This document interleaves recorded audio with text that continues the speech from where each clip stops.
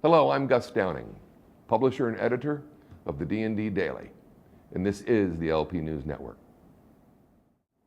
Hello, I'm Gus Downing, and today we're in Chicago, attending the International Organization of Black Security Executives 30th Conference. And this is their 30th year anniversary. And with us today, we have two of the co-founders, George Logan and Oliver Wainwright. Welcome, gentlemen. Thank you. Thank you. First of all, I'd like to congratulate you on your 30th year anniversary. It's a wonderful milestone, and I'm sure it's come a long way over the last 30 years.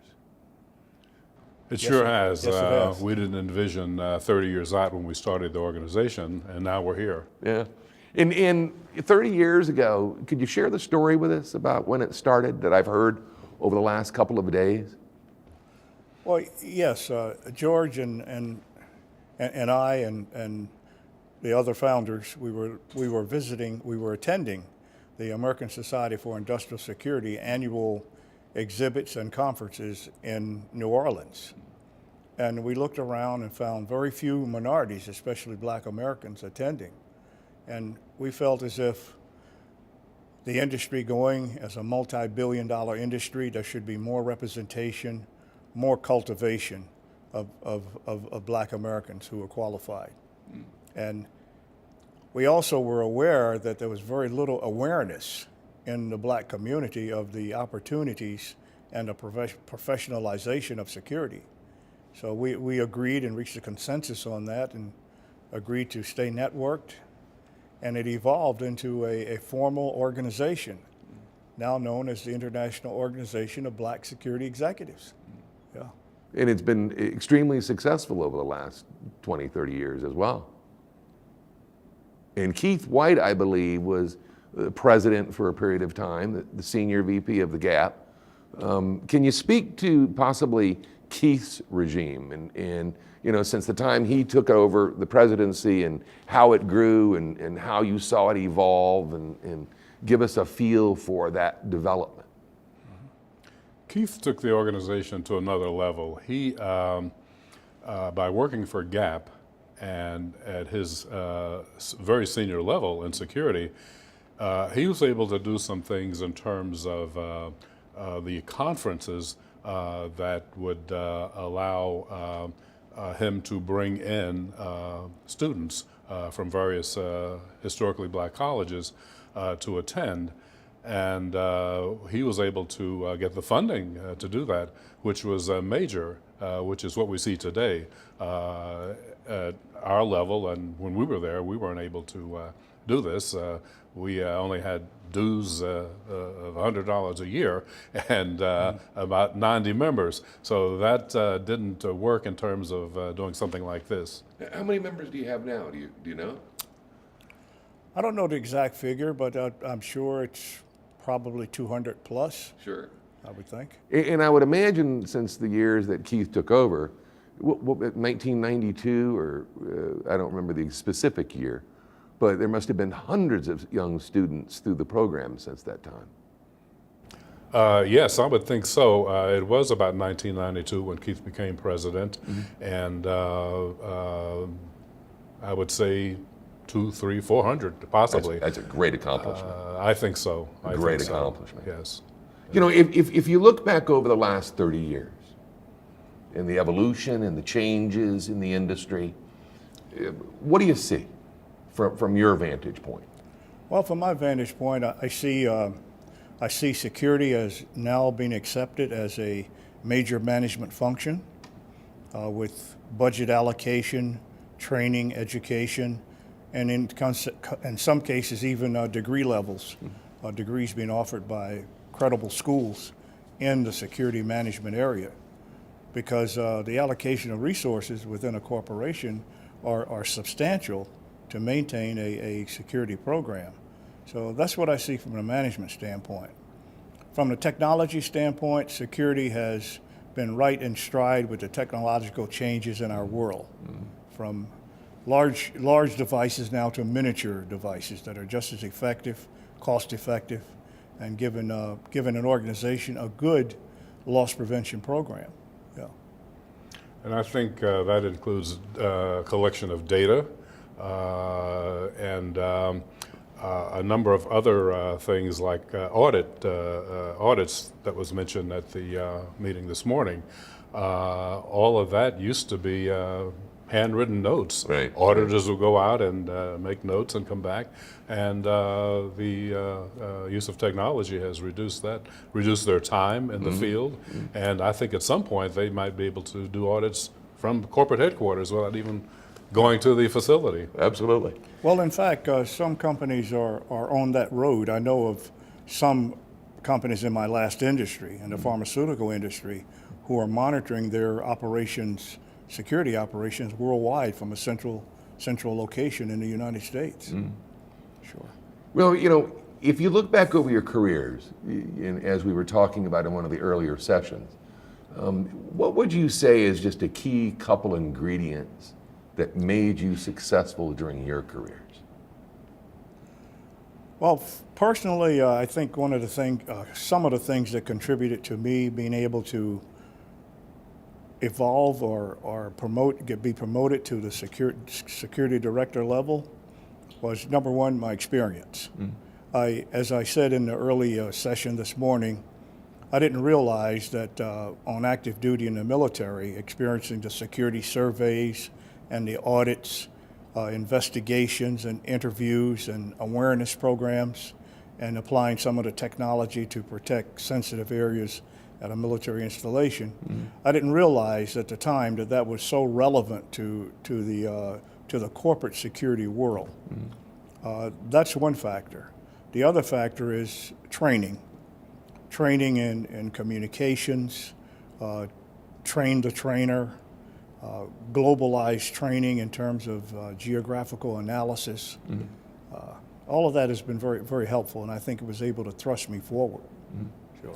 I think having a basic understanding of the other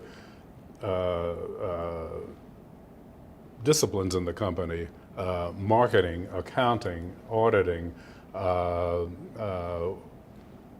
distribution, will help you do your job, because you can't help the distribution center manager if you don't understand what he does. You can't help the marketing people if you don't understand what they do. And I think a lot of security directors make the mistake of not getting that basic understanding, which means that they're not going to call you because they don't really think you understand what they're doing, so you probably can't even help them. Right.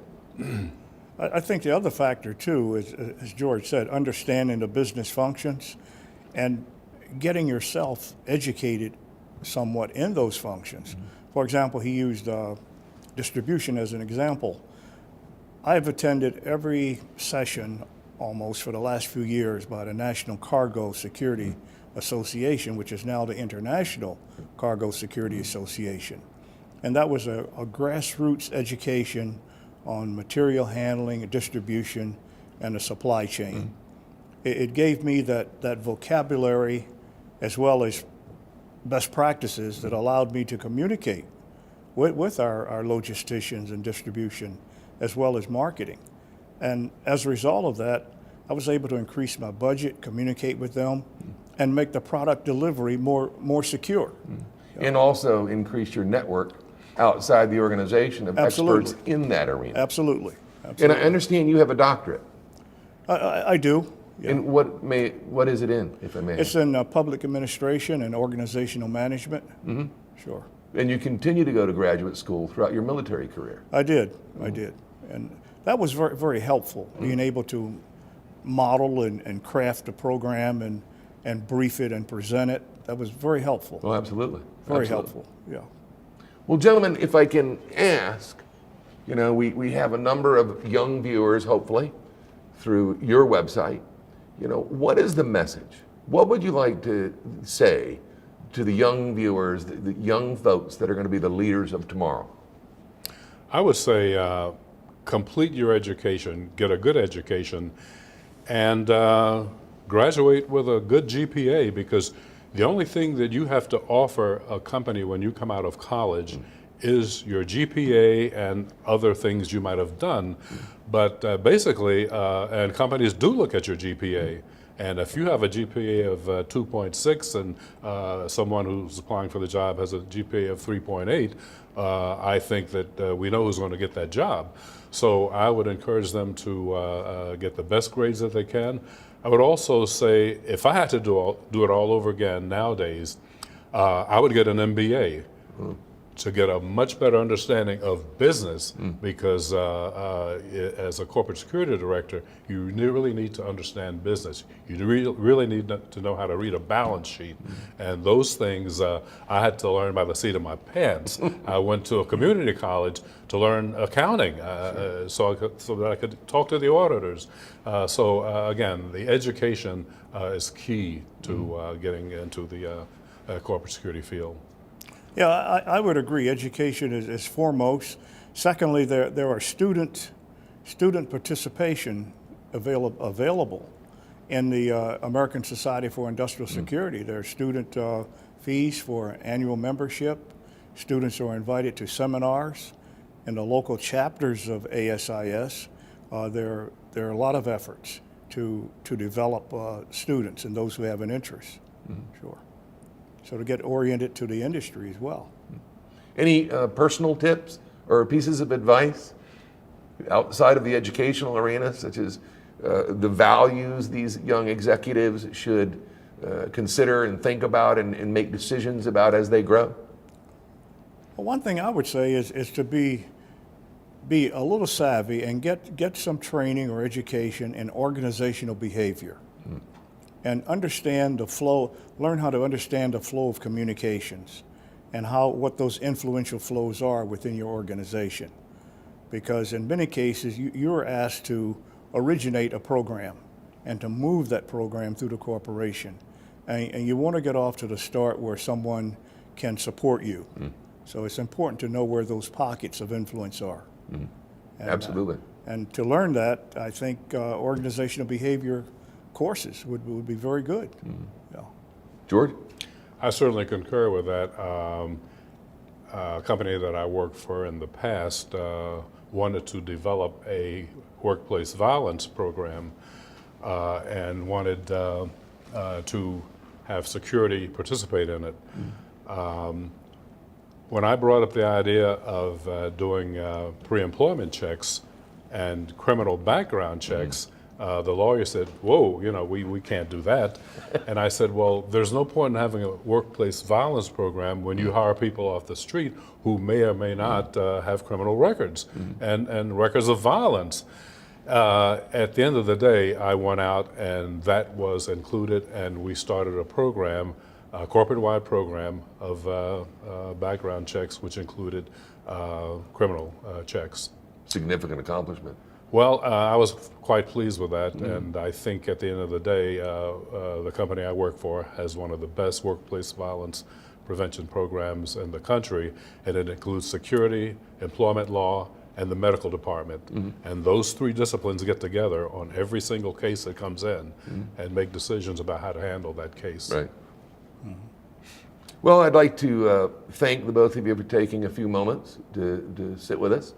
And I know that we have another day and a half of this conference, and Suni Shamapande is extremely busy orchestrating that and putting it together. And he's done an excellent job here at the Sears corporate office. But I'd like to thank you for appearing and congratulate you on the 30-year anniversary. Thank you very much. Thank you. Well, ladies and gentlemen, that's it for this episode of the LP News Network. We'd like to thank WG Security Products for sponsoring today's episode and for our attendance here at Sears Holdings Corporation at the IOBSE 30th Annual Conference. We'd like to thank you for viewing, and remember, the next time you're in the stores, it's all about building relationships. Thank you.